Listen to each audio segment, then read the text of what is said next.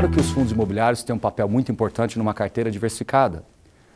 O fluxo de caixa gerado por eles tem uma força muito grande no longo prazo. Hoje, o fundo imobiliário ele é obrigado, por lei, a distribuir 95% do seu resultado dentro de um semestre.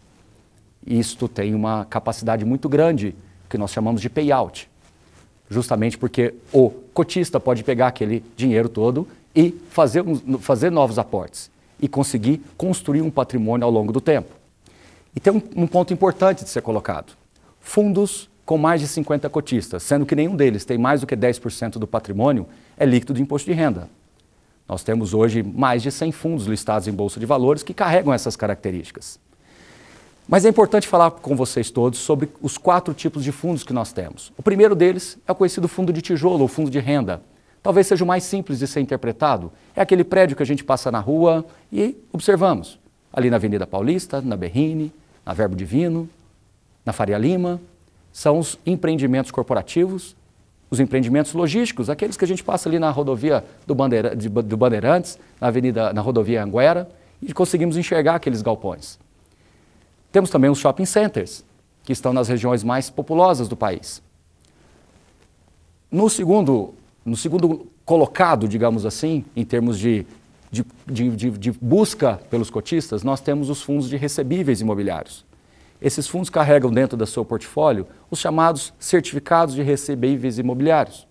São operações estruturadas com lastro imobiliário que tem, via de regra, um componente de inflação ou CDI dentro desse próprio produto. Esses fundos de recebíveis são considerados fundos de crédito, só que atrelados ao mercado imobiliário. Tem um papel muito importante, especialmente para a preservação do fluxo de caixa e a reposição da inflação ao longo do período.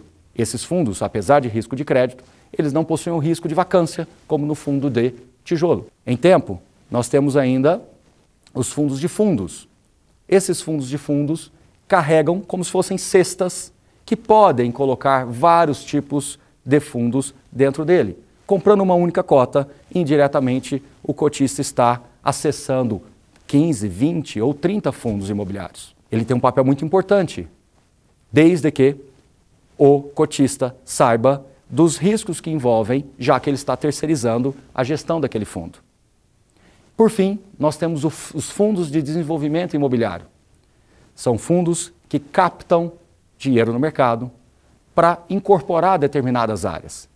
E esta incorporação, evidentemente, tem, no longo prazo, o retorno sobre as vendas. Sem dúvida nenhuma, esses 4 tipos de fundos cabem numa carteira diversificada, desde que o cotista consiga visualizar as características de cada um deles. Eis, mais uma vez, o papel da Suno Research, de trazer para vocês, muito claramente, imparcialmente, todas essas informações e que você possa perceber as especificidades de cada um desses fundos.